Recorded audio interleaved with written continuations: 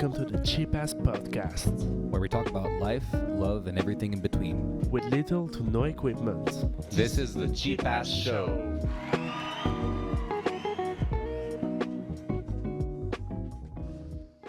Guys, welcome to the Cheap Ass Show. Hello, guys. Well, you might not recognize the place we're in right now. We're at Marky Mark, the Sharky Shark's house near Pichidisco. We don't really know where we are, actually. But hi, guys. Nice to see you again. I'm Frankie. I'm Tommy, and this is the Cheap Ass Show. We are with Marco. So, Marco, can you present yourself? Hello, my name, je suis Marco, je suis un garçon de Roma et je suis 26, 27. non, 26, 26, 26. 26 ans. Et voilà, je suis une amie de François et de Thomas. Et He's a good friend. Do you know you don't have je to do suis the... un bon garçon. He's a good kid, indeed. He's I'm a good kid. So Marco invited us in his house in the mountains. It's a beautiful place, actually. It's like paradise. So we have no Wi-Fi here. We didn't have electricity last time. I don't know if you remember, Oh guys. yeah, right. We spent Candlelight. Yeah, it was candlelight for a full weekend. It was pretty funny. romantic. Pretty romantic also, Pretty romantic. especially with Marco and Frankie, as you can see, guys.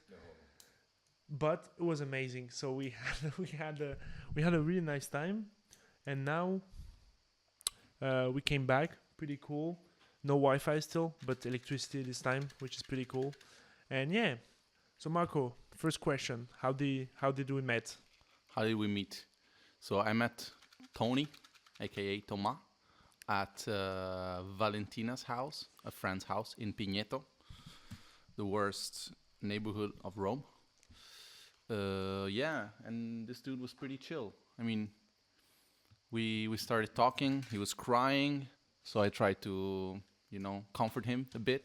Then he was also homeless, so I helped him find a house, and this is how we became friends. And then he invited me at Via Catania, where Frankie was sitting on the terrace, petting his cat, his white cat.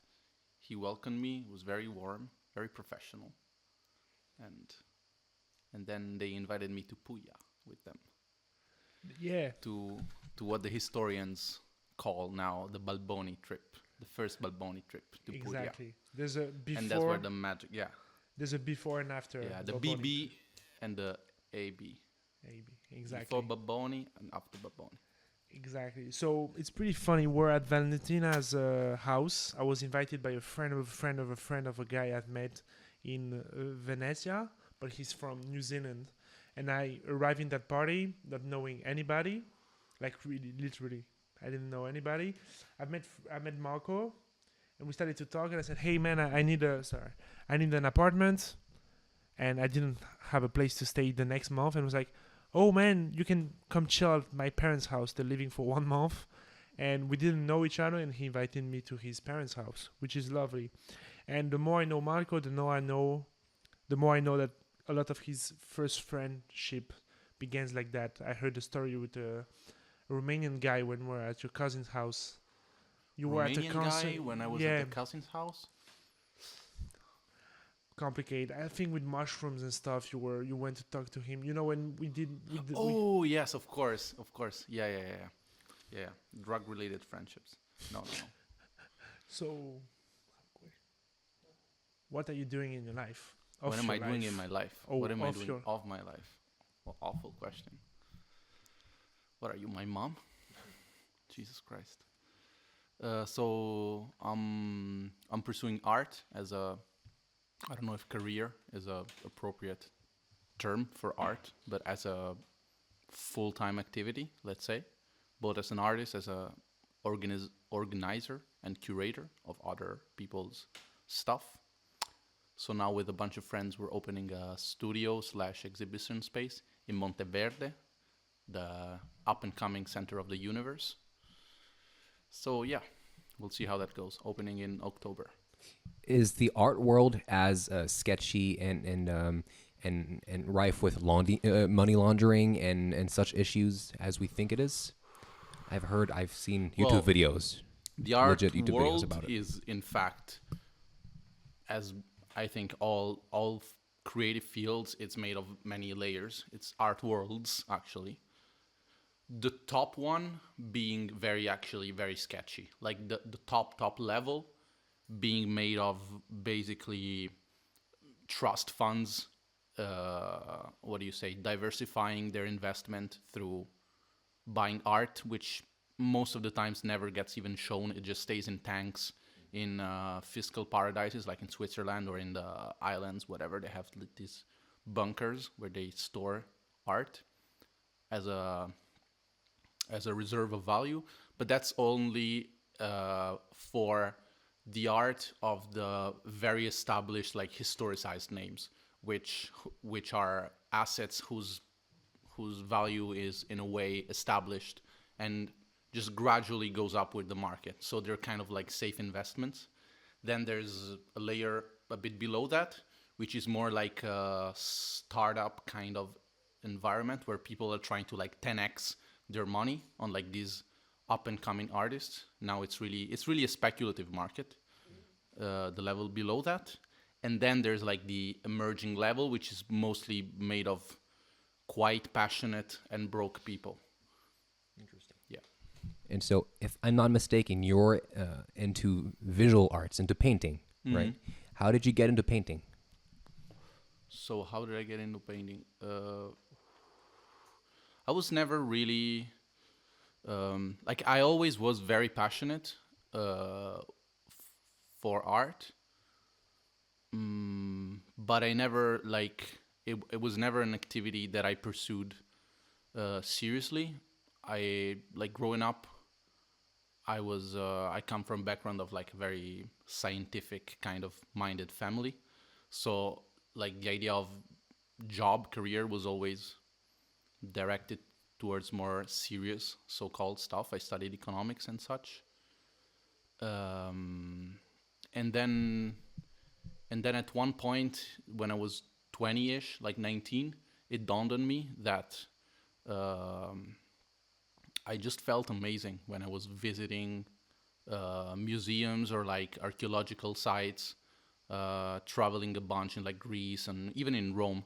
Like when I was visiting a forum or something, I just felt in a kind of special way, and I was like, why not try to put my skills in the service of this thing, which seems so relevant.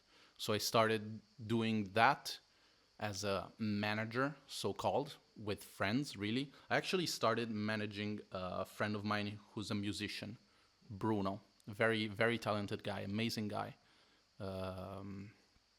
And then from that, we started some collaboration with other friends who were visual artists to like illustrate the songs and whatever.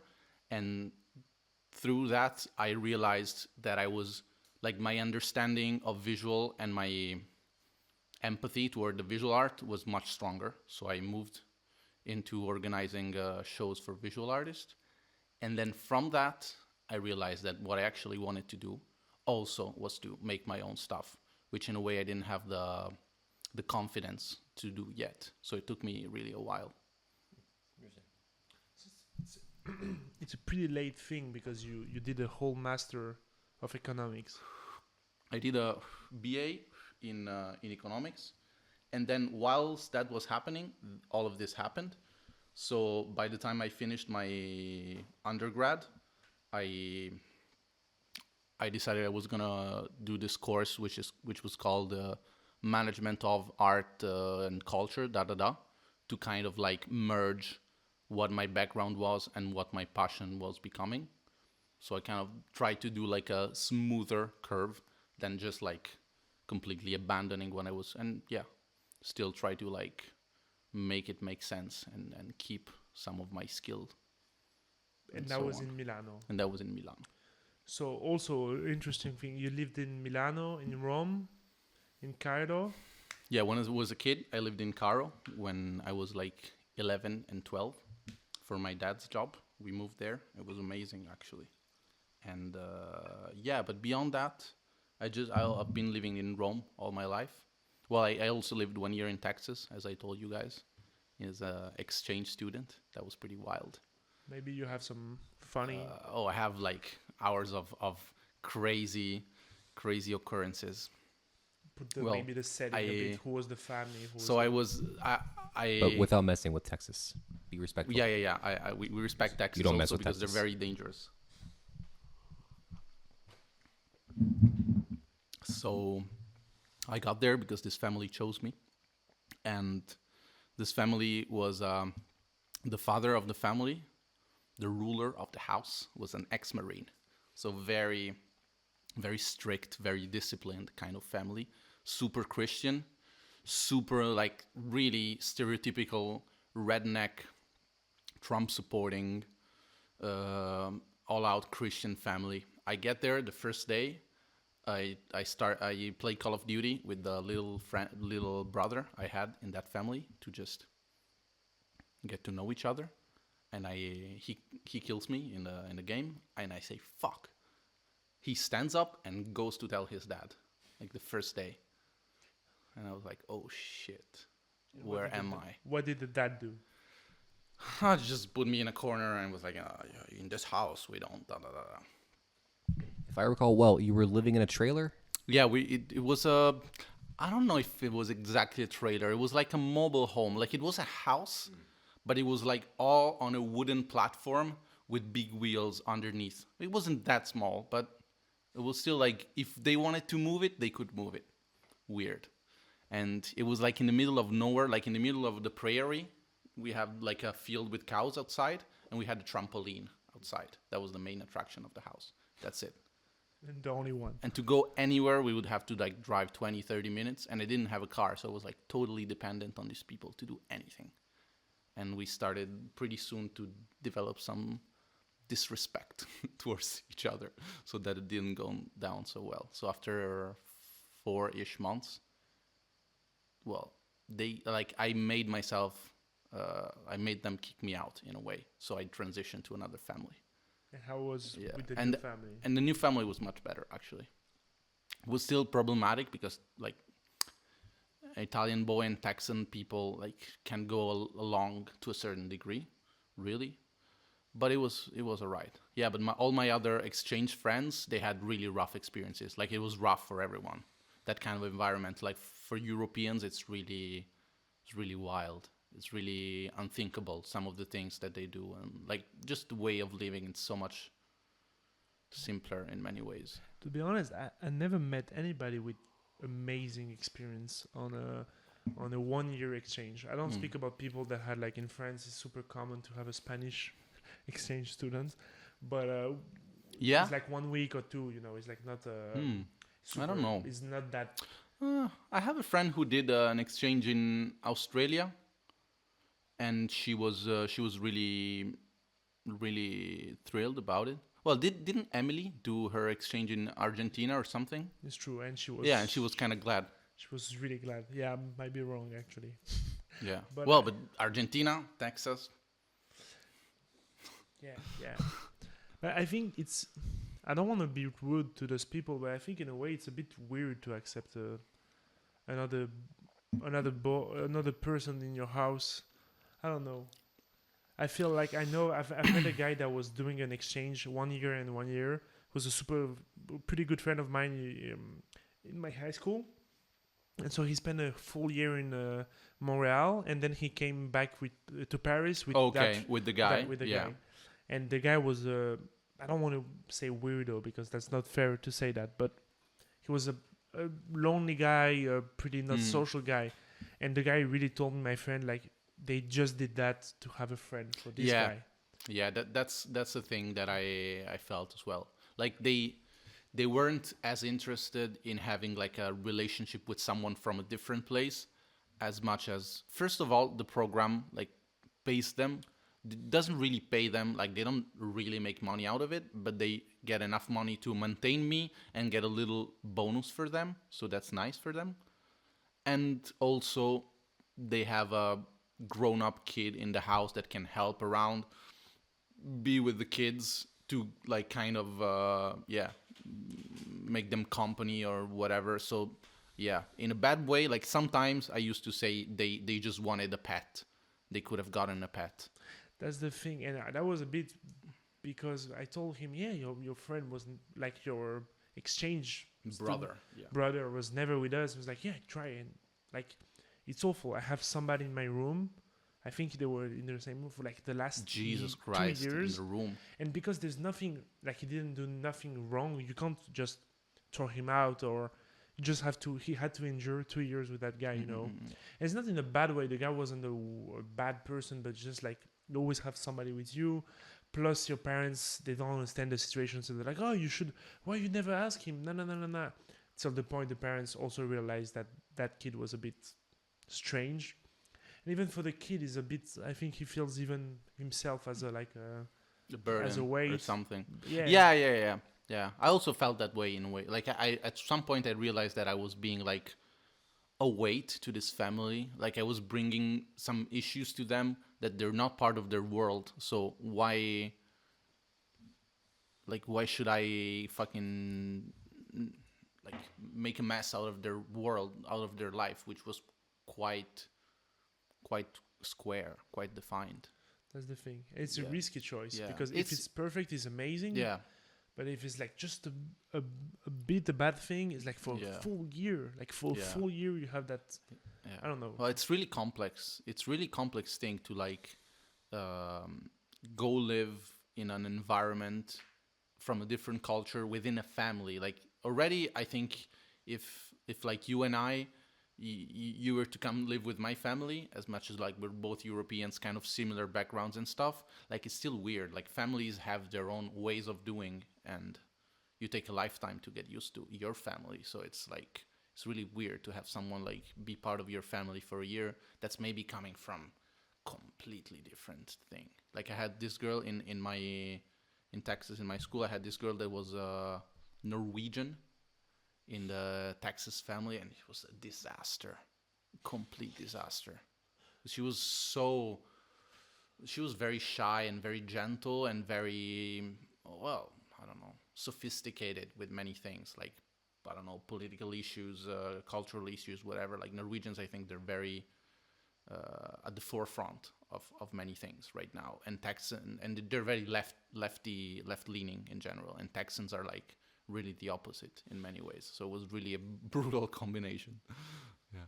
And so you felt more at home in Egypt, ironically, in some way. Definitely. Well, but in Egypt, I moved with my family, and to be honest, I was in a very protected environment. Like I moved there.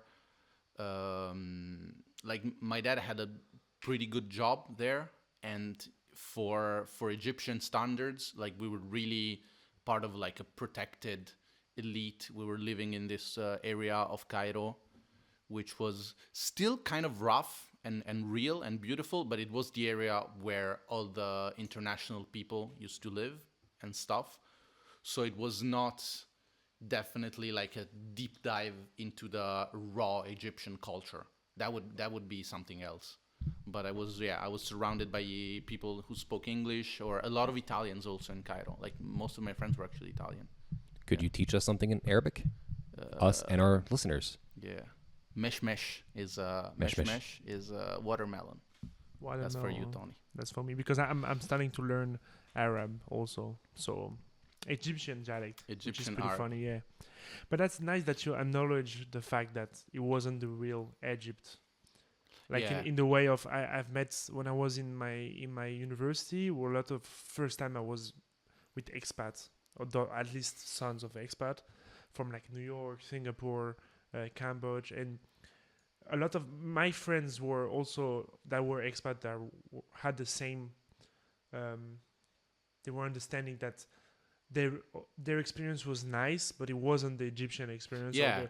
But they still. It was the experience. I mean, it's not that it's not real. It's actually like in Cairo, there's a big world, a big community of international people. So that's also a thing. It's like, but it's would be foolish to say that it's like the same experience that a normal Egyptian or like, a kid moving to Egypt, it's different. Yeah. That's the thing. But some of those people in the university was completely disconnected. And when you talk to them, they think they lived in those countries with the people and Yeah, of course. You could make a nice storytelling about it and be like, yeah, I'm half Arabic. I have my brothers back in Egypt and da da da. Yeah. But at the end of the day, like, they don't yeah, I know had in- some they friends, don't- some Egyptian friends, but like, They were the highest of the highest.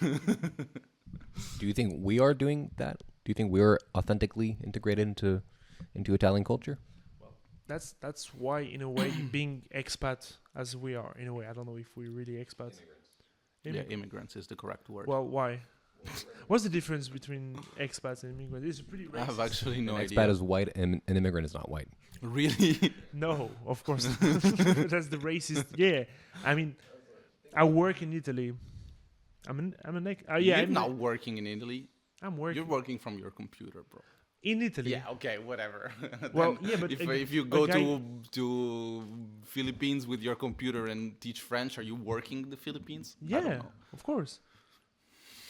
Good. The expats that work in like a pretty good paid job, like in Yeah. IT and stuff. I think to they're be honest, expats. like the difference between expat, like common language, I would say is that expat is someone who has like their papers in order or like who has a recognized has a contract in another country, whereas immigrant is a offensive term to say that you're here but you're not really welcome or like you're not regularly. But that's why the definition is really like the real definition is not that clear. Like it's really a common thing, as you said, of like offensive and more well seen by the society to Yeah. say I'm an expat. Anyway, I would say that we're I've never heard anyone call someone else an immigrant. I just hear like in Italy we just use the word immigrant like it's just used on the TV by right-wing politicians to talk about a certain group of people that is not there though. Like no one refers to someone else as an immigrant. Well, at least pretty yeah, rare. I guess someone does, but like, You have to if you really need to say it. Like for example now. yeah, for example, yeah. now, well, I think that's the big difference between living in a poor country and maybe not as secure as Italy or France or, for example, the people that were living in New York or the expat that were in Paris and that they met through things, they had more French friends because you can live in a normal area. You don't have to barricade yourself in like a super expensive neighborhood and stuff. Like we live in Policlinico, which is like yeah. basically an Italian neighborhood. Yeah, no, I think you guys are like completely, well, not completely, but like mostly integrated into the Italian lifestyle. There's no real difference from you guys and like some university age people, I would say. But We are from a very similar culture, exactly, so it's not exactly. that That's the whole point. Like I think the effort or like the step that you need to overcome to be part of the Italian thing for you guys, it's not as big as like if you were to move even to, I don't know, Marrakesh, which is full of French people. Right. It's still like the real Moroccan culture is still too far from you. Like you couldn't. But I think I don't want to. But I think there's a lot. Like in Egypt, there's also a lot of things that we wouldn't like. To Yeah, get into. also. Like to be honest on. Yeah, a lot yeah, of yeah, exactly. Social rights, exactly. Human rights. And You stuff like that. wouldn't want to be part of it in many ways. So like- yeah, you just pick, the good side. Oh, I love Moroccan culture. Yeah, I eat yeah, good yeah, food. exactly. Blah, blah, blah. But yeah, that's a Yeah, pretty yeah. white vision of things. I would say so. I think from my point of view. Also, we have compared to normal Italian, we are more into the international community. Like half of my friends Yeah, of only are course, Italian. of course. Fuck. The only okay. Yeah, the cheapest podcast. We just got a alarm said you have to put back the camera. We're getting contacted by. You want me to clap? Ça a pas coupé? Was a call from the mayor of Picinisco Was a call from the president of Egypt who wants us to to represent.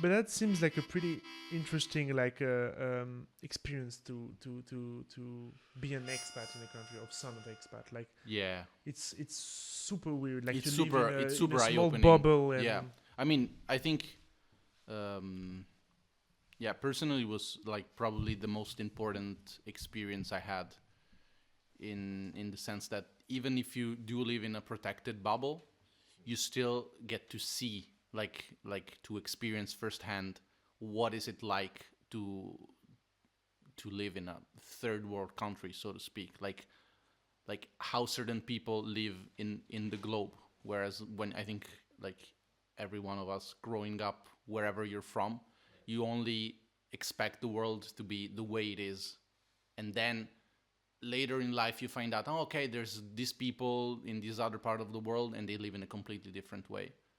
But I think, yeah, as like the more you do it, and as soon as you do it, the sooner you do it, the more you get, like, it just opens your mind a bit, I would say. It also makes you more accepting of, like, different and weird people, even in your hometown, because it's like, okay, the world is like much bigger. And Right. And are you happy to be living now in Italy, back in your home country? Do you think it's a good environment for young people like you as artists, or any kind of young workers, young professionals? I think it's a place you'd like to be for the next few years? yeah, that's really a big question.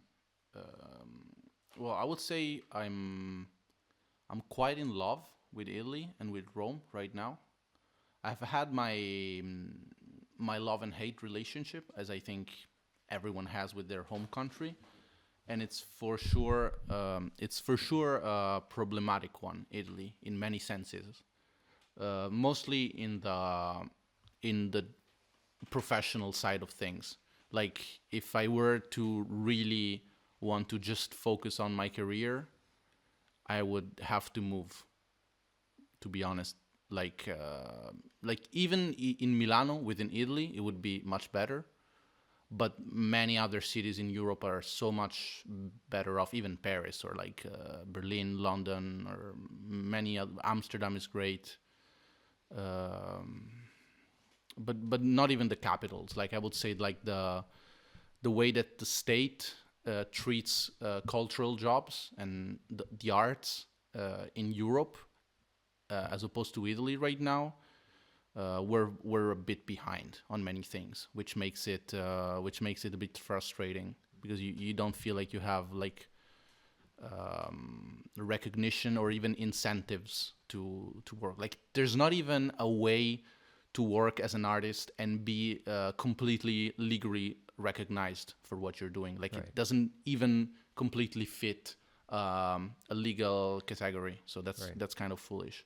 What- But yeah, sorry. Sorry, I'm sorry. Which didn't Meloni, her government, pass a law recently? I don't know if it pertains only to cinema, but she passed a law that makes it much harder to make movies or to get financing for movies recently. I don't know You about don't know this, about actually. it? Okay, I thought Yeah. it might have been. yeah, there's we have a lot of friends working in cinema Yeah. actually in the Italian group especially, but even when you extend it to Tatiana, but we have Leonardo, Valentina also working, I think. Yeah, like yeah, that. definitely. She was in Sveva and Archive, stuff. Chiara, everyone. And Yeah. yeah, it's kind of dead now because of that. It's a law that yeah, kind of. I don't know if it was like they pay less taxes, and so at the end it's still you make more money, or they really had a directly help on the budget. But yeah, she did something bad, and I think that's the big difference with a lot of countries. Also, I heard that one of my students, she's working in an art gallery in Rome, and she also want to move. I mean, I don't say also because you didn't say you want to, but she wants to move. And she told me that, for example, here the taxes on art is like 15% or 20%, Yeah, like yeah. a normal product. Yeah. Where in France or It's 3%, super yeah. low tax. Yeah. It's a lot of money because Yeah. on a 10,000 euro piece, it's like 8,000, 10,000. Yeah. Yeah. Well, I think like, art, in a way, it's doomed to be an area where money is lacking, because it actually does generate less, like, within a capitalist society. Like, artistic goods tend to generate less cash flow than other kinds of entertainment, which is like easier, faster, more eye-grabbing, da da da. But what the state should do in theory, and what I think the state does in many countries, is to recognize that any artistic activity occurring, even if it doesn't generate immediate profit, it does create some kind of positive externality, so-called, for society, and therefore just tries to at least partly finance artistic activity, because it has been shown by many studies that each city where a lot of art is being produced ends up being, in the long run, ends up growing exponentially. Like if you think of like Paris in the 1910s, 20s, 30s, 40s, or like New York from the 60s to the 80s, or like London in the past 20 years, like any city. Firenze during the Medicis. Firenze, yeah. If we want to go, back historically, definitely like, how do you say, like a flowering art scene is in a way a precursor for a large amount of wealth, because then places become important, they become iconic, people want to move there, so it's actually, but it's a kind of long-term perspective that nowadays I think governments are having a hard time to adopt, and especially to like it's like voters might or might not believe this whole fuzz about poetry will at some point make your state better.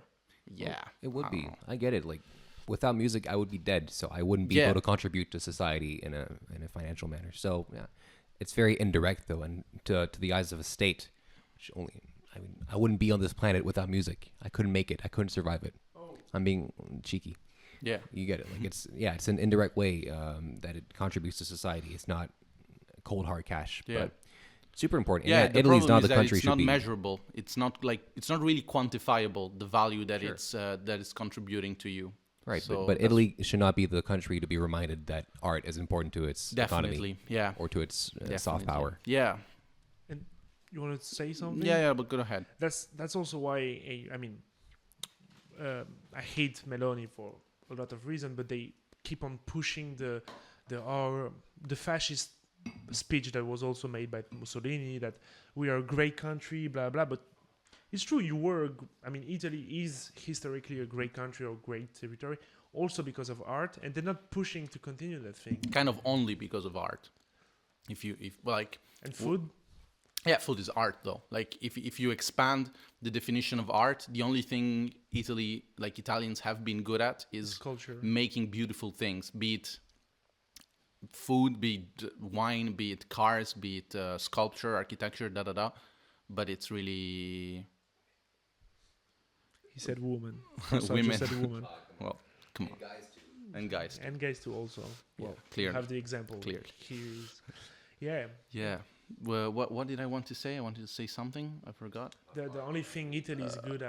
The problem, also a big problem that Italy has, I think, with respect to art nowadays, is that we have such a large baggage of ancient treasures that we actually, like the state, the cities don't actually need contemporary art to attract tourists, for example, or investments. So it seems like a much more, like, makes much more sense. It's much more a conservative strategy to just like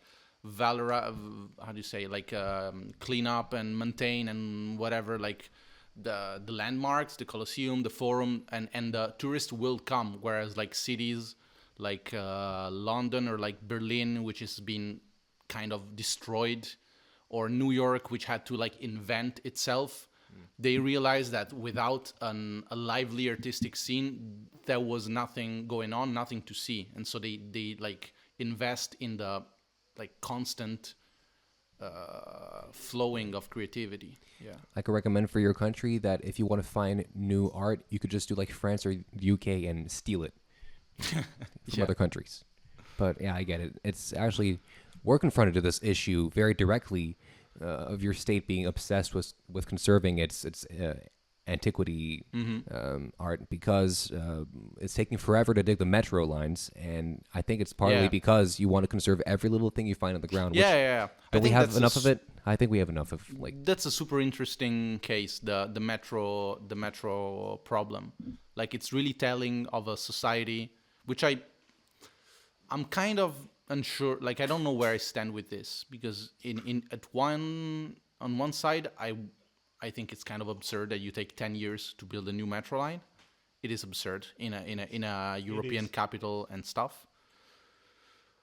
However, to be in a country that recognizes that however important it is to have a new metro, the treasures that are buried under the center of Rome are priceless, because I think they are. Like it doesn't make sense, the amount of richness and also how relevant all of that stuff is for everything that came after.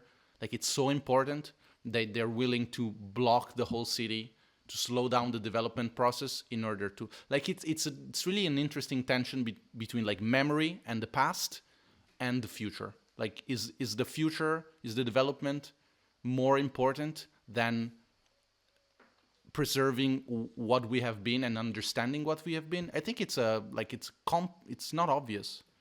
I think I wanted to respond directly to that, but I like the kind of philosophical turn that discussion take.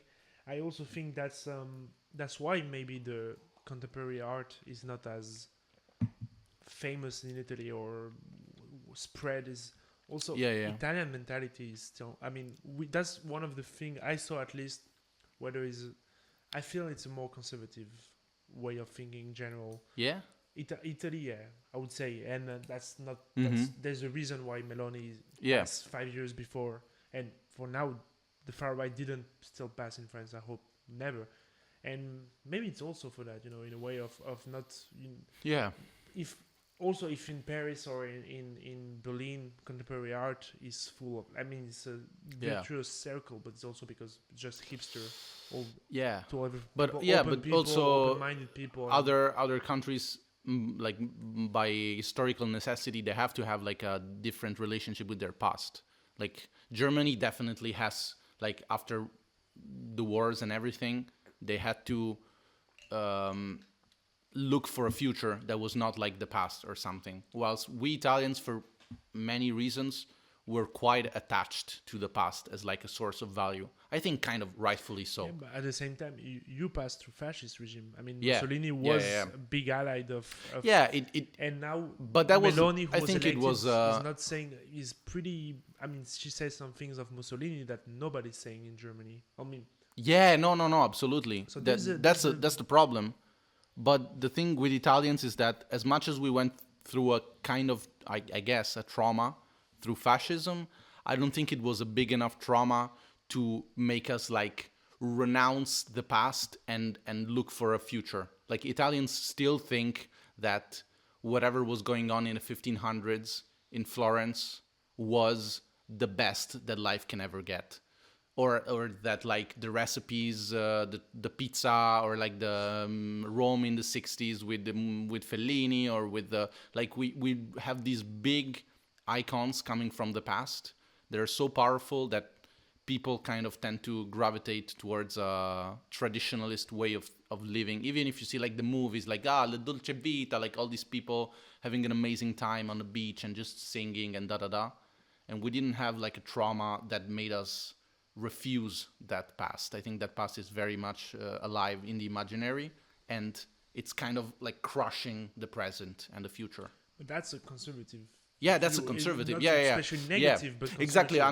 I'm trying to like. No, I'm not saying it's the worst thing exactly. that happened, but it because has some- there are reasons behind. But there's some downsides. But it's also. definitely I see it as being something that if it's not fixed, it will like keep us steady and slowly dying at some point. I do, like if you take the French example, I don't want to brag, but No, I think France is like you an go- incredible example. It's really wild. you go to Paris, you have the biggest museum in the world, Yeah. Le Louvre, which is history, art, fine art, applied well, art. thanks to our stuff, but still. Also, Good but job. we have many Good job. things, French things. We have also Hey. things that we stole from other Shout out. countries. Shout out, yeah. To Napoleon. To Napoleon. Show Bonaparte. him to the camera. The camera is Napoleon here. Bonaparte. And but at the same time, you walk into Paris, and you have art gallery after art gallery Mhm. after art gallery. Yeah, of yeah, yeah. contemporary art. No, definitely France is this- investing in contemporary creativity like no one else, like few other countries are. And it's also one of the countries that has most ancient treasures. Yeah, I think France is probably the one, like the example that Italians should be following in many ways. But I think I don't know. Again, from what I saw, there's still a thing, as you said, in Italian mentality that is Yeah. still a bit in the past. Yeah. And that's the thing. And when you're referring to quantity of things to do, all the statues, all the things, it's guys. If you've never been to Italy, it's a place where at the airport you have ancient statues or a Renaissance more actually because No, the Roman, the They're also ones in Roman. Fiumicino, they're Roman statues, also which Roman. is crazy. Like it's wild. You go to the National Art Gallery, Modern Art Gallery, which is amazing in Villa Borghese, guys. You should definitely check it out. That's where we discover. Tell me where she's. Marina, Marina, here. really? Yeah, but The other she's on symbol of this Okay, podcast. Well, there's a picture. No, yeah, you had her in Yeah, your but hand. she's. I don't want to. She's like under something. You don't Anyway, want to ruin Marina, okay? That's where I discover Marina Abramovic. But in the midst of all those things, like super contemporary art, I mean, Marina Abramovic is like one of the biggest contemporary artists. There's like ancient statue because they have so many that they just put them there. It's Yeah, crazy. And it's like amazing. I mean, there's also a reason to be proud in a way of happy or satisfied with that. Yeah, That's- definitely. that's- It's something to be proud of, but it's not something to kind of like Stop to. lock yourself into, like kind of like use it as a safe place and okay, we don't need anything else. Because this is kind of the Italian mentality right now. Even with food, it's so telling, I think. Like Italians still think that Italian food is the best in the world, Italian wines are the best in the world, and we don't need to worry about what the other countries are doing. Whereas I learn from friends that are very expert in food and in wine that, for example, what's happening in France or other places in Europe is bringing cuisine so much more forward. But Italians don't want to admit to themselves that they also could be developing something new. Like we're kind of lazy also. I think it also ties up to our elemental laziness, which is also you another wanted to feature. Speak something because it's directly on that, referring to the metro you talk about. Uh-huh. I do think that's why I didn't want to cut it directly with that thing I was gonna say because it was a pretty interesting philosophical debate about old stuck in the new. I mean, old stopping the new. Mm-hmm. But I also think that in Germany, for example, if they had the same amount of things on the ground, the metro would still be done already. Because the bus are not done in Rome. You could do Yeah. more bus, for example. Well, I don't know if you can actually make that case though, because like if the Germans that are alive now would have the statues underground, they would destroy them. But if there were statues under Berlin, Berlinians would be different. Would be like, you know what I mean? Like it's not only the statues, it's the mentality of a place that's been artistically active for 2,000 years. I know, So it's kind of completely understand. What I wanted to say is maybe if Germans were living in Rome, like it was a full Yeah. German city, statues will be safe. Plus the they metro. would both preserve and build the metro in I 2 don't years. say they will do in Yes. 2 years, but they will have done it. Yeah, already. yeah, And that's the definitely, thing definitely. because the bus Yeah. doesn't function. And Yeah. No, and- we're also like unjustifiably slow and lazy, and well, it's kind of also dishonest. No, that's the this is problem. the worst podcast. We're just spitting on Italians. No, both sides. But like I mean, many things also malfunction due to corruption at the public organizational level. There's like money disappearing, and so things get slow, and then so it's also kind of an excuse, this thing that we need to preserve and therefore we need to be slow. But yeah, if they wanted to be quick, I'm sure they could be quicker. Yeah, definitely. No, but those things with corruption, they're really important, especially when you see the difference between south and north in Italy. Mm-hmm. And also, I for those who know me, I have both my parents are Romanian, so I'm half Romanian myself. And there's a lot of corruption. I think more than in Italy. Mm-hmm. Not many violence. That's the cool thing, but a lot of corruption. And we don't. It's super complicated to understand that they're doing way more than a bad guy. You know You know, when you think of evil, you think of a gangster that Yeah. is killing people. But in Romania, sometimes they didn't buy they took the money for equipment in hospital and they take it to buy jewelry to his mistress. Yeah. They took money for the highway that was never built, and so people don't take the highway. They take the shitty road and they die in that shitty road, or they go to the hospital and there's not. Yeah, nothing. yeah, it's Those like people that. have way more blood than all the evil figure we have in our Absolutely, head of like a absolutely. guy with a gun. and Yeah, shooting I think everybody. it like the image of corruption should much more look like a kind of chubby guy with his desk. I don't know, like changing the order of who gets the priority to certain funds on the desk because his cousin works for some firm or something. Yeah. Like that. That's what much more how it's like. It's like relating to personal ties, kind of like preferring the people that you know to the people that you don't know, and like lack of transparency in procedures. That's the thing. And I think also that we should put emphasis on the consequences. Like those people really die. They have blood. I mean, those people really have blood on their hands, as I just said. You know, Yeah, when they don't build the hospital, there's people dying. You know, it's not just money because that money was made for project that at the end of the Yeah. day help people. And well, Romania the is- problem is that it's like indirect blood on their hands. It's not like course. it's not like they could very well attribute the fault to something else also. Like I'm sure they But that's why I don't want to judge them for murder. But No, I no, think no, that- but- I think the fine they get or the prison time they get should be. I mean, depending on what.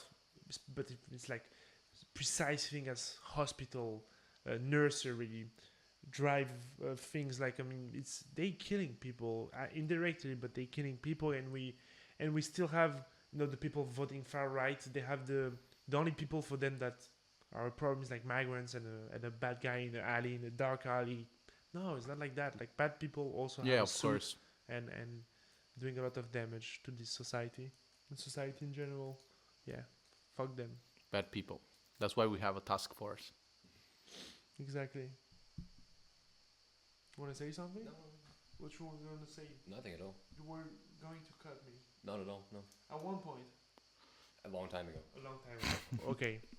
So for now, Italy. Staying in Italy. For now, Italy. Yeah, back to the where we started.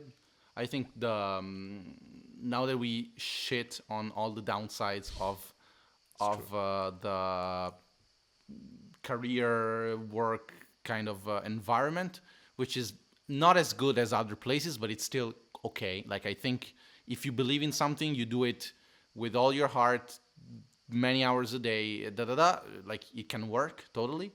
And I think as a environment to live in, just spend time, it's great. Like yeah, I'm also quite lucky. Like I grew up in a nice neighborhood. Weather is great, food is great, and it's cheap. The park is there. Nice things to see are there. Like if you just walk around from 30 minutes distance, you have like infinitely many places to go eat, drink, museums to visit, anything. So I think as a city to spend time in, I just love it. Yeah, and it's you were referring to slow, but in that case, the slow is good. You know. So Yeah, exactly. like a- Yeah. it feels sometimes you're in the middle of Rome, not the old center, but like the center, like Policlinico. You go to a coffee. The girls, like the old lady having the coffee, knows you. You went 2 times. Yeah, that's And beautiful. she's already That's like beautiful. saying, "Oh, ciao." I mean, she's like really welcoming you with her heart. Yeah. You've been twice there, and it feels sometimes you're in a small town and you're Yeah. in Rome. I think with all the flaws that we said, I think like the resistance that Rome has to modernity, it's also beautiful. Like it makes life warm and like yeah, as you said, like people take the time to just chat with you at the bar. People remember your name. People like no, the Bangla underneath my building gifts me things when I go there, like the lady at the bar. Like there's like a warmer relationship with everyone, and you definitely get the time to do what you want to do. Like it's not a city. I think the thing that like actually pushed me back to living to Rome is that I felt like I needed the time to focus on some things, and that in Rome you are granted that time. You don't have like a crazy pressure or like a neurotic lifestyle where you have to be active 24/7 and then out with friends every day, and then that whole crazy lifestyle that I think like Milano or any kind of international city is with Well, now. mind you, it is a city that feels good to get out of from Yeah. time to time. But yeah, the warmth is definitely still here. And we witnessed today. We were sitting at the cafe waiting for Toma to do something, and we witnessed this boy talk to the cafe Yeah, right, the cafe right. owner. Yeah. And what happened next? Yeah, there was a kid talking to just chatting with a man at the cafe in the morning, and they basically realized that the son of the man was a dear friend of the kid. So we're like, oh, you are Giovanni's dad. Oh, so nice to meet you. Da da da. And then they ended up talking, and the man ended up offering the breakfast to the kids because they were friends of his son, even though the son wasn't there and stuff. It was just like a really warm exchange between people that didn't necessarily need to talk to each other, but they did, and they were really nice to each other. And it's beautiful to see that. And then we talked about the fact that in Italy, adults, like even old people, do not like being addressed with the polite form, lei or vouvoiement in French. And that's something that in France we're quite like uptight about that in some ways. It's even like I was saying also, if I were to address someone my age or even younger working at a store or something, I would use the polite vous form, which is kind of weird in some way, and I would never do it here because people get pissed off. I like that. Well, that they casual. don't get pissed off, but they prefer to be at your level. Like Right. they don't want, like, I think in generally, well, there are exceptions, but I think generally a thing that I really like about Italian culture is that no one likes to necessarily be put on a pedestal. Right. It's very casual. Yeah, it's kind of casual. Just wants like a genuine human interaction most of the times. Right. So that makes the social life good. And those interactions, they're like, they just lighten up your day, Yeah. Even if you're not directly into it, Yeah, definitely. I don't know, and you see them a lot. And even in Rome, you can see them in a cafe, at a coffee, at something. I don't know. It's easier. And you said sometimes it feels good to leave Rome. It's completely true. I would say, especially because of the weather. But that's also the nice thing with Rome is like because of all the parks, like you were mentioning. Mhm. So Marco is living, and I will live next year also, the new Villa Pamphili, and like you go in the middle of that park, you don't feel like you're in a city. Yeah, you're like in the woods. And it's like 20 minutes from Trastevere? Yeah. 15 minutes Yeah. from Trastevere. So of course it's not exactly the same as going in No. another place. No, but definitely you don't feel like you're stuck in a urban jungle where you need to escape just to breathe a bit. I think like the area where you guys live, it's kind of better for the socializing nighttime, but it very much feels like a concrete jungle many times to me. more. Like Way like more. I think Monteverde is much more chill. It's much more you can rest there. You can relax really. Sometimes you took some streets in Monteverde or that side, like Villa Pamphili, you feel like you're in an old town. It's like houses, Mhm. old houses, big houses. Yeah. I don't know. Sometimes you even feel like you're in a little town. That's the Yeah, beautiful thing. Yeah. Like Sorry, you- a little yeah. town. Yeah. Exactly. That's. There's no Like you're in a car. village somewhere on the coast or something. Yeah. It's a beautiful city. Yeah, it's really cool. Makes you feel good, retake things. Yeah. Now the kind of summer- simple. Yeah. Yeah. The summer is a bit complicated. Yeah. But Yeah. but the rest of the year, guys, I completely. And yeah, it's not the best place to work, but if you get a okay job, prices are so cheap, you can have a nice life, meet a nice girl, a nice boy, and yeah, it's pretty cool. Pretty cool. Come back to your art for a second. Do you want to talk more about your paintings and what your inspirations are, what your style is? if we want to talk about that for a second. Yeah. Of course. Well, I find it a bit hard to speak about my paintings, my stuff, personally. Uh, but what I want to say is that I try to work for, and I believe in art as a form of, well, first of all, as reflection, but as a form of like travel within the uncertain, I would say. I think modernity, like this phase of history, is very much bringing us to a place where we feel like we need to know things. We need to have answers. We need to have like an identity that you can sell, that you can communicate. You need to have your shit figured out. You need to have, you need to act like you know. You need to know. And I feel like things are definitely more complicated, somehow kind of in unsolvable. Some kind of like some kind of things that aren't really ever graspable. And I feel like it's very healthy for us to have contact with some things that aren't necessarily like that cannot be spoken about in clear terms, but that still exists. That maybe I feel and you feel, and we can connect on these parts that we feel, that we know that are there, but that we don't get to talk about or to live because they don't fit certain kind of conversation that we are usually having. So yeah. So art is a kind of authorized, unknown. Yes, that's a beautiful way to say it. That's cool. Authorized that's the unknown. first time also for I think for you also Yeah. that we see. I took some note because I found it really interesting. Like it's true that we live because science brought us a lot Exactly. of answer. Exactly. We're less comfortable with the unknown, Definitely.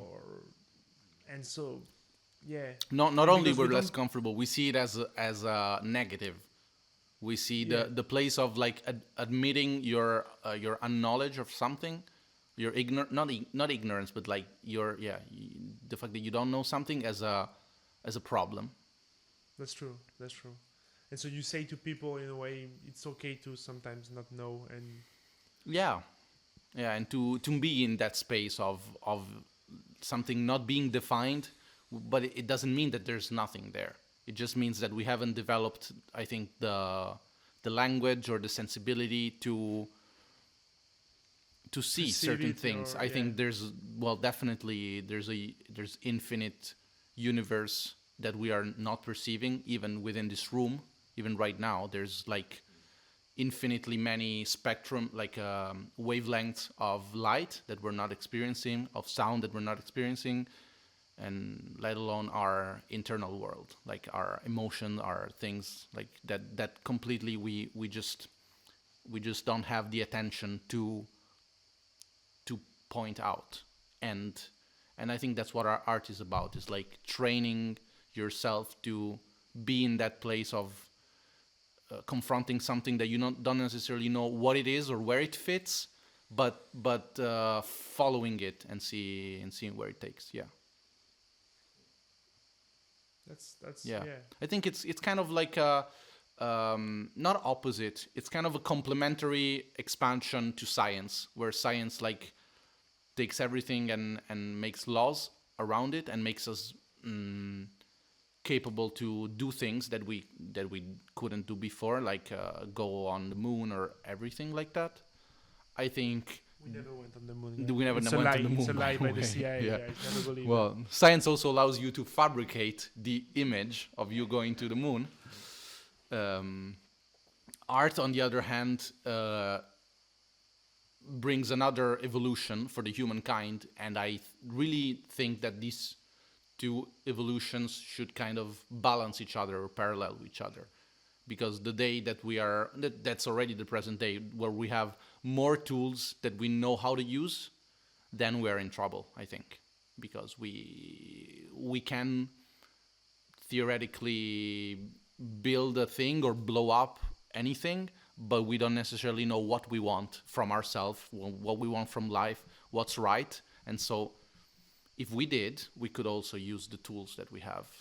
And Yeah. you don't think we already arrive at a certain point where we have things, and I would say we know how to use them from a technical point, like the smartphone, the addiction we have to smartphone. So we know how to use them. That's a fact, but we don't know how to use it with reason. No, definitely. That's the point I was making. I think we're already at the point where the unbalance between our mastery of the technical world is completely disproportionate to the self-mastery that we have.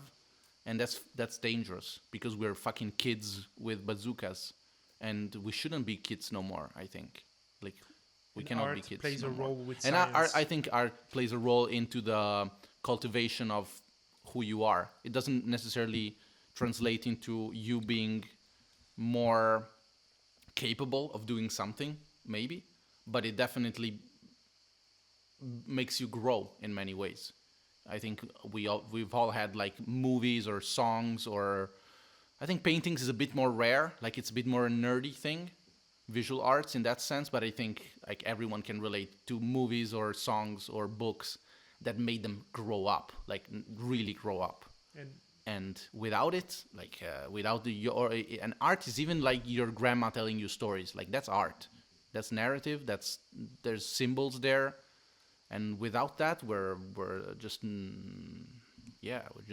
animals. But then we also have atomic bombs. So also, I think in a way, it's also the art is maybe not the only, but one of the things that resisting that consumerism thing of like everything fast. Definitely, Art definitely. push you to contemplation, to just staying in front of a painting, reading a book, which takes a lot of time, without like the Subway Surfer, thing under the video when you watch or you're on Instagram. It's like just you read a book, you hear your grandma, you just shut the fuck up for like 5 minutes and you hear your grandma talking. And it's things that a lot of studies have made that now we as a generation, I'm younger than you, but you also, and it will be even worse with my generation after me, we are less and less capable of just watching something or listening to something. And I feel it like now we've been without Wi-Fi for like 2 days. I mean, and you're already sweating. No, but sometimes it depends. But sometimes there's moment where we're kind of having fun. We're like, so what do we do now? And it's like, and everybody's resisting for now. Like nobody's like doing a crisis. But one of the best thing we do is like we read, we watch movie together, we do things that we're not used to, and they're the exact opposite of that fast thing of like taking. Just wait. Yeah, I think definitely there's on some level there's really a war going on right now concerning the human mind and people's attention, and I think certain mechanisms that are now very powerful survive on your passivity. Okay. And I think definitely art plays in the opposite direction, where if you have a book that's really dense, it costs you 10 euros and you can spend weeks on it, and it can make you realize that maybe you don't need anything else. Maybe you don't need a fucking new pair of Nikes or a car or anything, because just in the room that you're in or in the woods that you can walk into, there's so much that you can find out that it completely shifts. It may shift what you give value to, but that takes you away from consuming, because consuming in a way it's also beyond the necessity goods, which are very few actually.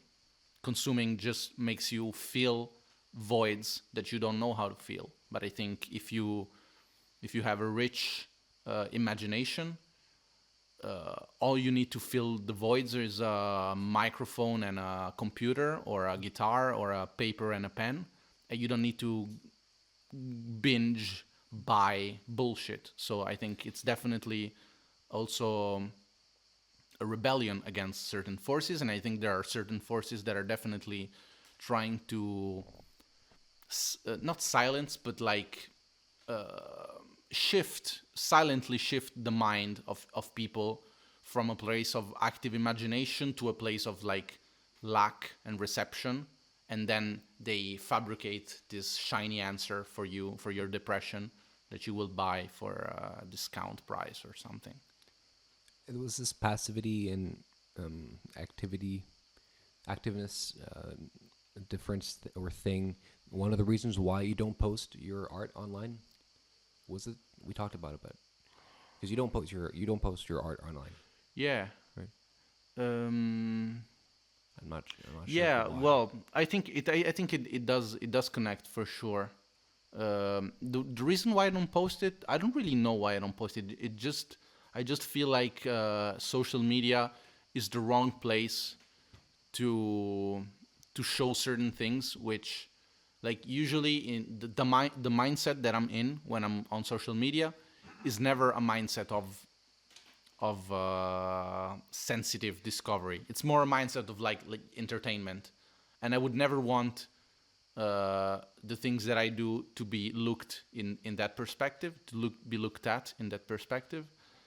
And yeah, and then there's also like a bit of a, it's kind of stupid, like kind of a superstitious thing about like certain objects be having an aura around them, so to speak, and reproduction of those objects kind of making them more banal, kind of making them more, yeah. I think I don't remember where I heard this story, but I heard that what did they call them? Native Americans, like Indian Americans, Native Americans. They didn't want white Americans to take pictures of them because they thought that a picture of you takes away from you part of your soul, like reproducing the image of yourself on a piece of paper in a way takes away part of your soul. So I think there's kind of a beauty in leaving an image just in the real world and not bringing it to the digital world. I don't know. I have a weird relationship to the digital world also. Regarding the pictures, I'm sure that there's a direct correlation between the number of selfies you post online and the reduction of your soul. Definitely, definitely. I'm kind of like a graph. Absolutely. We could make a graph. Scientific correlation. And IQ also maybe.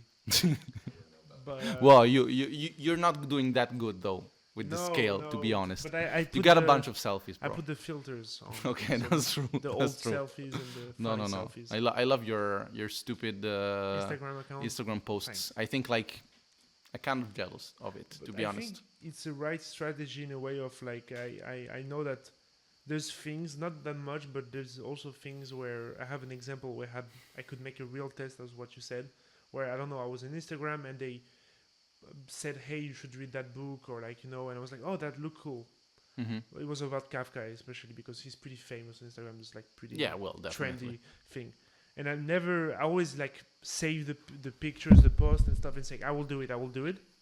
And I talk with the person face to face, and that person said, hey, you should do it. And the thing that made me change and really do the thing was a real interaction. Mm-hmm. And it's the same when you read or when you hear something, the story stays way more in your head than Instagram. Because it's drowned in other a full thing of yeah, because it ties into an experience that you had, which was a conversation, or in the case of art, it was like a little trip that you did to this museum or to this place. And I think certain things are meant to be experienced through physical interaction. They're meant to mix with the feelings that you're having in that day, with the light that it's in the air, with the people you're with, and then they can fall into place. But if they just appear as images on the screen, it's kind of lacking. It's kind of not the same thing. Yeah.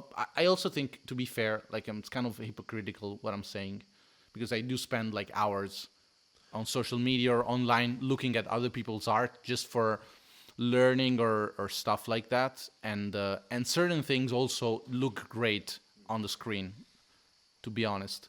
But I think maybe they look great on the screen once you've had the real experience, then having an image of it makes sense, or like, I don't know.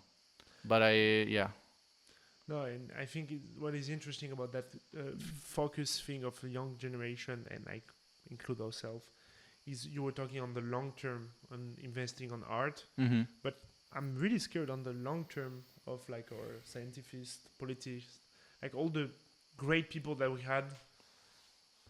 They knew how to focus on something for more than an hour, you know. So Yeah. I think I don't want to say because I never read any study directly, but I think there's clearly a correlation between the theory of Oh yeah, no, there are definitely studies. relativity and that Oh, uh, theory of relativity. and Einstein and his time to focus. He was able to focus for a Oh, long okay, time, you okay. know. Yeah, I didn't think you were going there. And that's the thing. All the people that did great thing, I think they were also hard workers, and we will have less people capable Yeah, of our just. attention span now is completely fucked. Yeah, definitely. That would be a scary time to live Yeah. in. But if your work is not on Instagram, does it really even exist? Well, to be fair, I do post I'm asking the real questions here, guys. I do post photos of the exhibitions and stuff That's like cool. that. That's pretty cool. 'Cause I like maybe showing like the situation of a certain event that we're doing, Right. which I think is a nice way of showing that we are doing something and you can come over or Right. whatever and you can kind of figure out what it is, Right. but you're not really experiencing Right. the art through the picture, like Yeah, smart approach. so that you know that you haven't seen the thing. Right. So like a sneak peek. That's important. Yeah. What? It's a sneak peek into you. Into Yeah, the it's a sneak peek. exhibition. Yeah. But I definitely think that like social media, the best way to use social media, in my understanding, Yeah. is to kind of draw people into a real life experience. It's Yeah. not to give them an experience Right. which satisfies them and they think that they don't need a real life experience. Like Right. there's many things, exhibitions, but other things also that I see on social media, and therefore I don't feel like I have to go to visit because I'm Right. like, okay, I know what it is. I saw it all. Why should I go visit? Yeah. And maybe you're missing something like by not. Sure, that's great. I think you have the mind of a gallery. You manage a gallery or like a somewhat. What is your other? Yeah, your curiosity. Well, to call it I was working in a gallery as an assistant, a great gallery actually, amazing gallery. And then now I'm opening with 2 or 3 friends. We call it a laboratory because gallery kind of implies that you're managing artists and selling their work, kind of like a record label would do. And we're not really that, but I am really kind of working on other people exhibitions, how to present their work, who to invite. So there's kind of a gallery work, yeah, and I really love that. Like that's something that brings me so much joy to just like meet someone whose work is really beautiful in my view, maybe that hasn't been seen by my public or the little circle that I have around me, and make the connection between this work and these people it's really amazing. I really love it. Yeah. Nice. It sounds great, and we'll post the links to all your gallery Yeah, or yeah, yeah. your laboratory. Thank you. And everything in the description. But I think now we've spoken enough about art, and we got to get into the beef, the meat of the subject. What's the beef of the subject? What's your body count, man? My body count. I'm not answering to that. Okay, so try to answer in a creative way.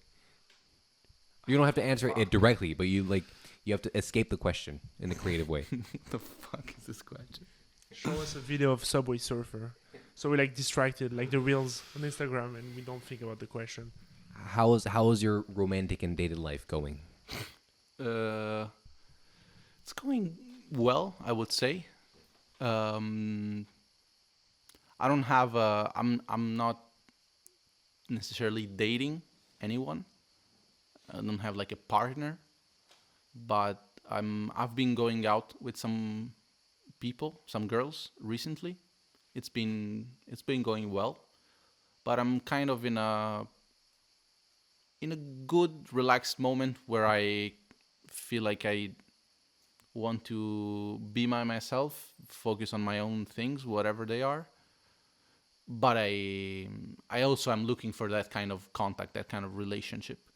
Yeah, and it's nice to meet people where you can like have this kind of thing, and then not necessarily tie yourself to other people in a way that makes it you know part of a plan or part of a well, to be fair, I would like I'm very open to finding someone to be with also. It just hasn't happened. Like I think certain things are also like really up to chance. Yeah. And would you like this person to be like similar to you, an artist, relaxed and chill and spiritual as well, which we can talk about, or do you want someone very different that complements you? Yeah. Or an astrophysicist. Yeah. Yeah, right. Yeah.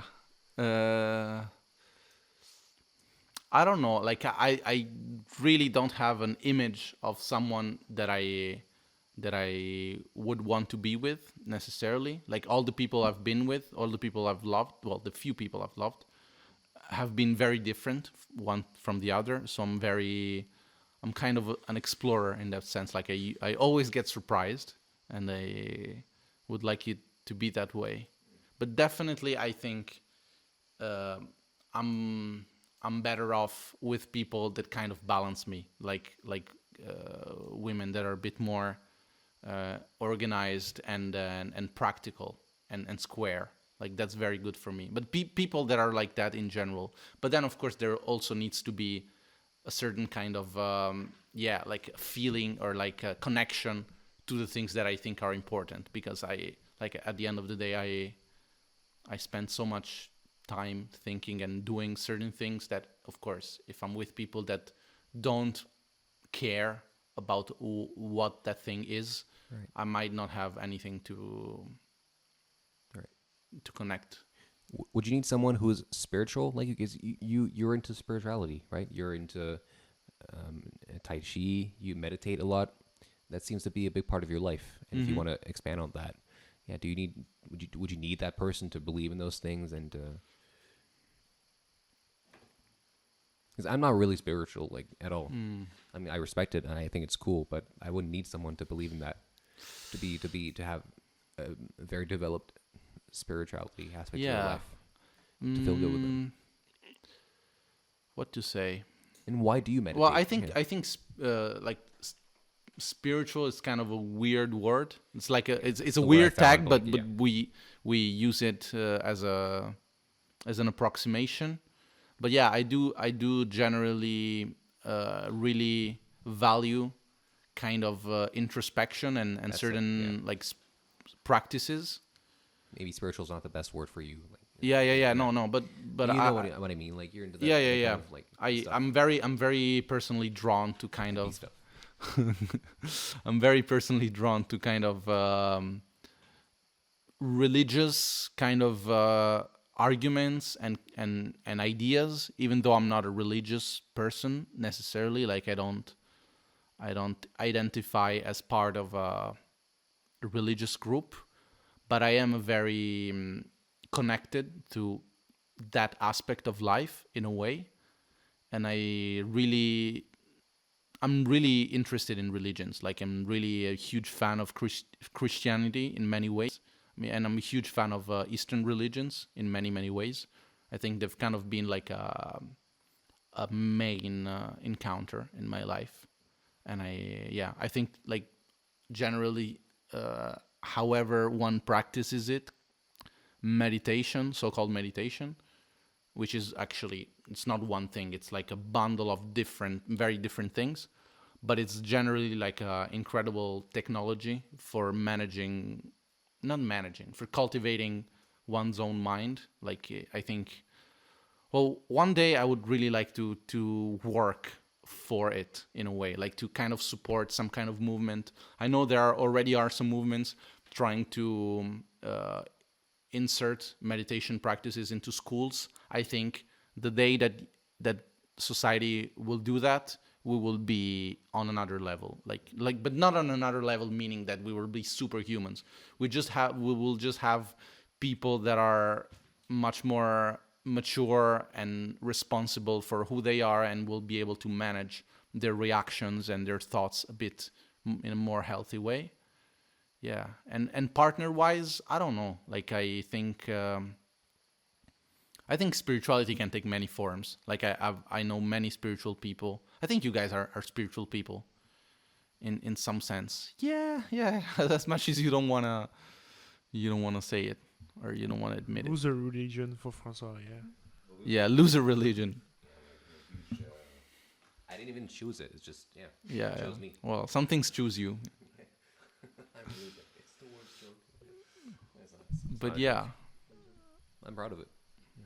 Yeah, well, pretty cool. definitely, like, if someone, like, yeah, if someone is completely blind to this kind of aspect of life, then maybe I might not have so much to, like we might not be willing to spend so much time together. Like, at the end of the day, I think we look for people that kind of that we can walk together with on wherever we think we're going, but we look for people that can show us things that we're already looking for. And yeah, so yeah. I think it's also important to, like, you said something about which is completely true. I said it myself a lot of time. I want to stay a bit alone to focus on myself, and then to focus on my stuff. You said, and then you said, actually, I'm not close to that thing, and I think it's also important for us to understand, without jumping in the first girl that comes into our mind, the power of somebody next to you helping you to deal with your stuff. I mean, to, like, the supportive power that can really come out of a relation. It's amazing. I mean, you can be stronger. You have to, has to be a good relation without toxicity, but it doesn't have to see, you don't have to see necessarily see that as a, okay, I have to do my stuff so I can't have somebody, but you can Yeah. I can do my stuff with somebody and do it them better, and because it's complicated stuff, feel better when I do them. And I think it's something maybe we lack of understanding, because we see a lot, like, okay, easy relation, just sex friend, which is amazing. I don't say it's super cool to have sometimes, and big relation means a lot of problem, lot of stuff, lot of things. And no, it doesn't just mean problems. It can be until one point, maybe when you broke up, of course, but for 2 years, 3 years, 4 years, it can just be help and really support. And that's Yeah, definitely. Well, I think when you do find someone that really, like, that you have a deep connection with, it doesn't, it does in a way require some energy from you, but it also multiplies your energy 10x, absolutely. But that's kind of rare to find someone that, instead of, like, taking some time from your day, kind of adds possibilities and time to your day. Yeah. But It's very rare. yeah, it's very rare. But these people, like, yeah, we meet them. They exist, and I don't think there needs to be, like, necessarily a line dividing, like, friends and partners, so to speak. Like, I think Sure. all the points, like, I think it's kind of a spectrum. I mean, and some things are kind of in between, and Interesting. I think, like, in a way, if you find someone who you have a deep connection with, it may become a partner, it may become a friend, it may become a mentor, it may become a whatever, your cousin. but at the end of the day, is yeah, like children of men, not your brother though. Yeah. Cool. This reminds me of a point that we had in another episode. Sorry, guys, with Tatiana, who was saying that she made a very clear separation between friends and boyfriends. And that's just a very different point of view, I guess, that you have. Yeah. That you can meet someone and then have them be whatever. It could become a friend. It can then turn into more than a friend. Yeah, no, I'm more- definitely more to not like that. Like, Yeah. I've many times I've kind of lived in that ambiguous space of a relationship like a friendship that was kind of looking like a relationship and vice versa. And yeah, well, at some point, like things need to be defined, so to speak. But I also think that human interaction is kind of more complex and richer than just like, are we friends or are we dating? Like, what if we have some love to share and we're physically attracted, but we don't want to go out to dinner every Saturday night? Like, I agree, Tatiana. You're an idiot. yeah, Tatiana. Shout out, but like, No, to be honest, on that thing, I think we both, like, I mean, not just both, the three of us agree that, I mean, it's the most cliche phrase ever, but like, Yeah. your partner also has to be your best friend. And I think if it wants to last, it has to be like, you can't just kiss and hug and go to rest. Yeah. You have to just sit on the couch and talk for hours like you do with a friend without having sex also. Because- I see where this No, because- ties into. Okay. No, Okay. Okay. you're right, Well, because okay. someday when you're both old, that's all you're gonna have is sitting on the couch and talking to each other and being Yeah, friends. yeah. Well, okay, that's a parallel debate, but no, that will be the only debate. We will not talk about anything else. Old people have sex, guys. We have to stop. with Old that. people have sex. Yeah, way more than That's we think. bone chilling. Yeah. We don't want to think about that. That's way more than. Wait, you saying no? You saying you don't want to talk about it? I have That's fake news. that guy's American, guys. Remember, from Texas. Yeah. That's not fake news. They have sex. You don't imagine like a pension house for old people. They're like fuckodrome. Like they're like stadium of fuck. Like, No way. Don't tell me this, bro.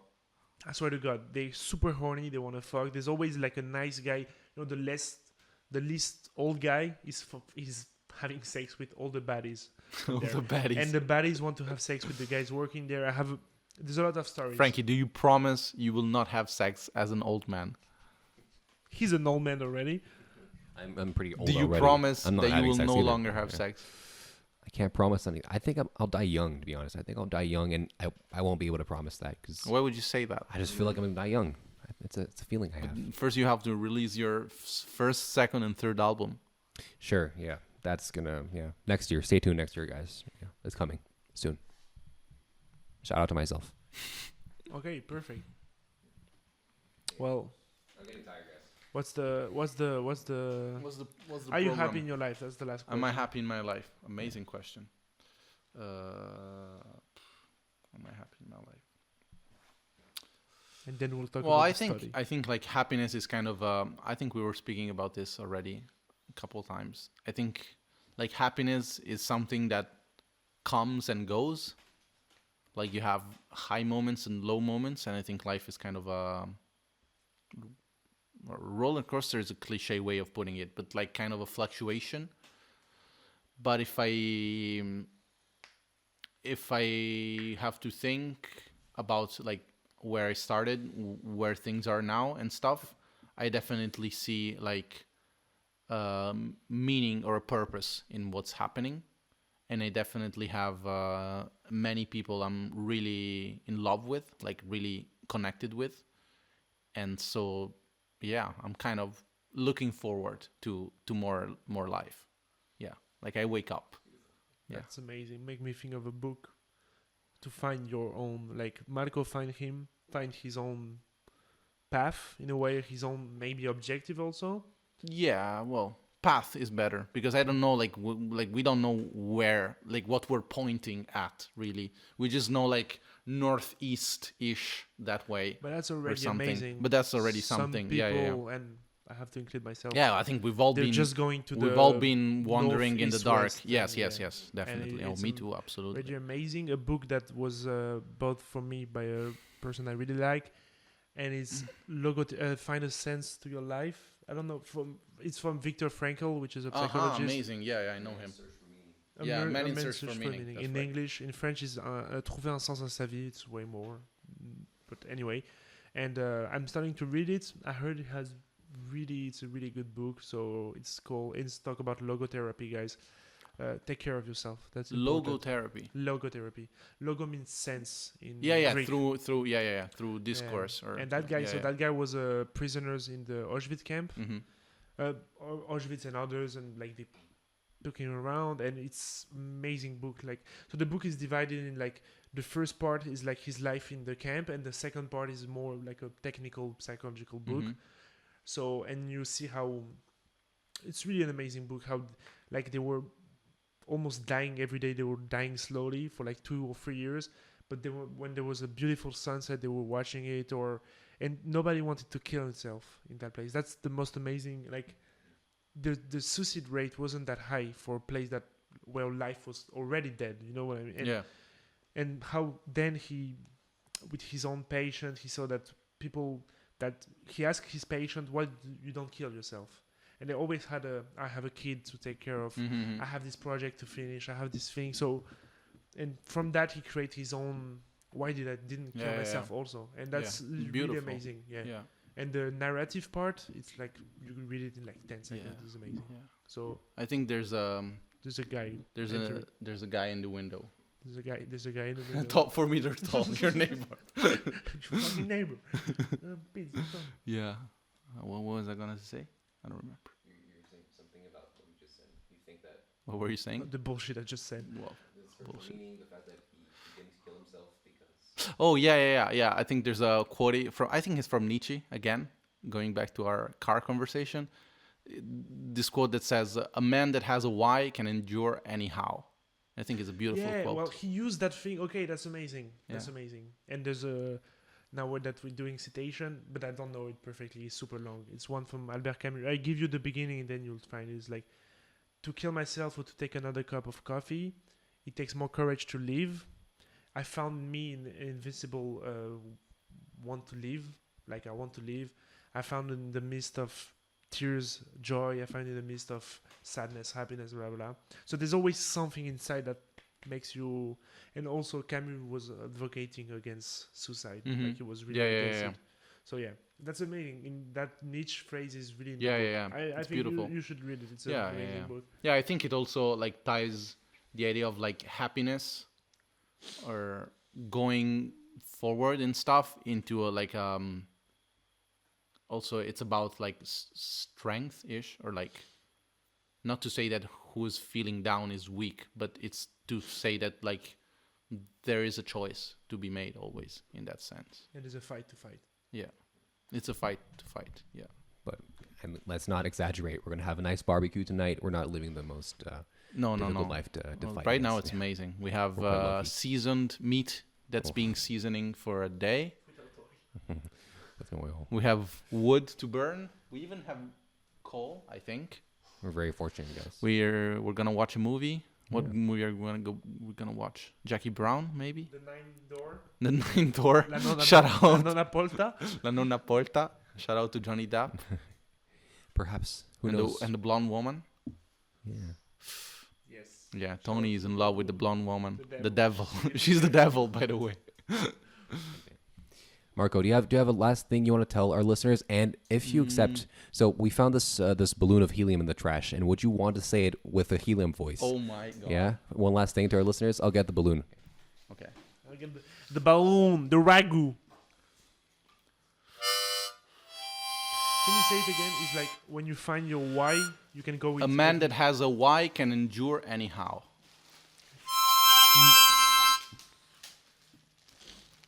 do it a lot. Think of your thing also, man.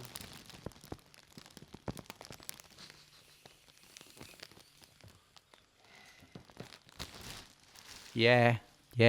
No, it's not really working, is it? Not that much. Take it.